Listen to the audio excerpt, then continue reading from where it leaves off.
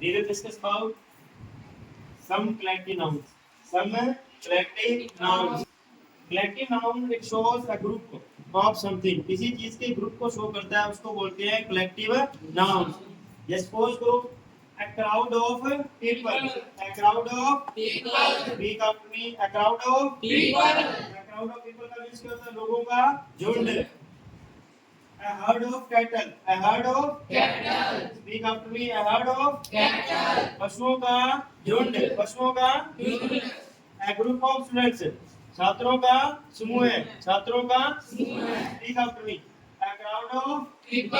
A herd of cattle. A group of students. A cluster of stars. A gang of robbers. A nest of ants. A swarm of ants. A drove of cattle. A series of events. A flock of birds. A group of dancers. A group of dancers.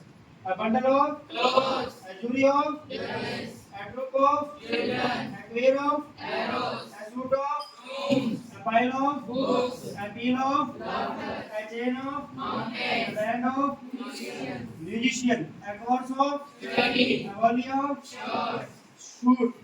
A volley of arrows.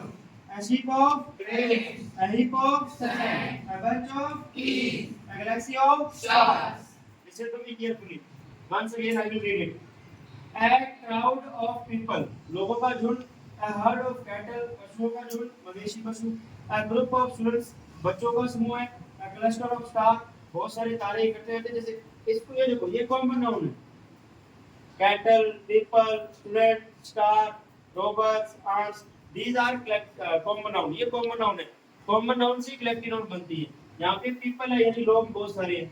Cattle है, पशु बहुत सारे हैं, star बहुत सारे हैं. अब इनका झुंड के लिए अपने यूज करें कलेक्टिव नाउन का.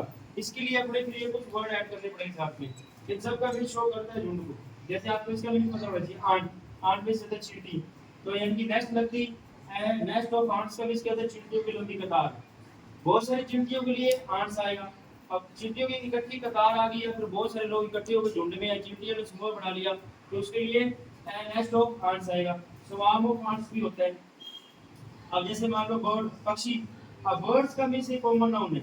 इसका मीन्स होता है बहुत सारे पक्षी. अब अपने बोल रहे हैं कि सर पक्षियों की डार आ गई, बहुत ज्यादा पक्षी इकट्ठे होके आ गए, तो यानी कि उसके लिए बोलेंगे a flock of birds. अब डांसर का मीन्स होता है नाचने वाला, कोई भी हो सकता है. आप ही 5 जने नाचते हो, अब बहुत सारे नाचने इकट्ठे होके झुंड बना के नाचने लगे, तो अपने शादी में देखा होगा ग्रुप ऑफ डांसर्स है ना. ऐसे लर्न करना आपको. अब जज बहुत से होते हैं. अब जज 5 जज बैठते हैं और वो फैसला करते हैं, तो उसको बोलते हैं जूरी ऑफ जजेस. Is it clear? Recall it.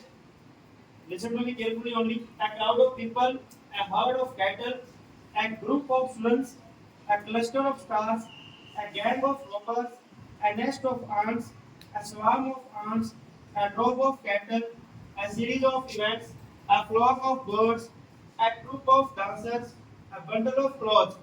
अब क्लोथ्स कपड़े सभी के घर में होते हैं, मान के चलो. और अब आपकी मम्मी ने आपको या पापा ने बोला बहुत सारे कपड़े इकट्ठे आपने झुंड में खिला के रख दिया, उसको इंग्लिश में क्या बोलेंगे? A bundle of clothes, a jury of judges, a troop of children, a pair of arrows, a suit of rooms. एक एक कमरा है या फिर 3-4 कमरे इकट्ठे हैं. अब एक कतार में कमरे लाइन वाइज, तो उसको बोलेंगे suit of rooms. A pile of books, books सभी के पास है, कॉमन नाउन है. बहुत सारी बुक्स का ढेर पड़ा आपके सामने, अब उसको क्या बोलोगे? A pile of books. Next one, a peal of laughter. हंसने वाले बहुत से हो सकते हैं, यानी कि 7-8 यानी कि 4, 5, 6, 7 लोग मतलब क्या पीपल आप पे हंस रहे हैं, और बहुत सारे पीपल इकट्ठे होकर आप पे हंसने लगे, तो आपने क्या बोलेंगे? A peal of laughter. A chain of mountains, पर्वतों का समूह. A band of musicians. A course of study. Study करते हैं, यानी कि अब आपके अलग अलग सब्जेक्ट की स्टडी हो रही है, तो काफी एक सीरीज बन गई ना, उसकी ग्रुप बन गया. A volley of shorts shoot करते हैं ना ऐसे, गोलियों की बौछार. इसका मीन तो गोलियों की बौछार, बहुत सारी गोलियां. A volley of arrows. arrows का मीन कहते हैं तीर, यानी कि एक तीर चलाया, एरोस चलाई, तो बहुत सारे तीर लाइन में. आपने कभी मूवी सीरीज में या टीवी सीरीज में, नाटक में देखा होगा, जब वो युद्ध लड़ते हैं आपस में, तो वो मंत्र पढ़ के कितने तीर छोड़ देता है साथ में, तो यानी कि एक कतार आती है साथ में, उसको बोलते हैं. A sheaf of grains, अनाज का ढेर. जो होता है अपने. A heap of sand. heap of sand का मीन कहता है ढेर होता है मिट्टी का, जैसे बड़े अपने बना लेते हैं. अच्छा, a bunch of keys, चाबियों का गुच्छा. अब चाबी बहुत सारी होती है, कीज का भी चाबी होती है. अब बंच ऑफ लीव्स समझ के चाबियों का गुच्छा।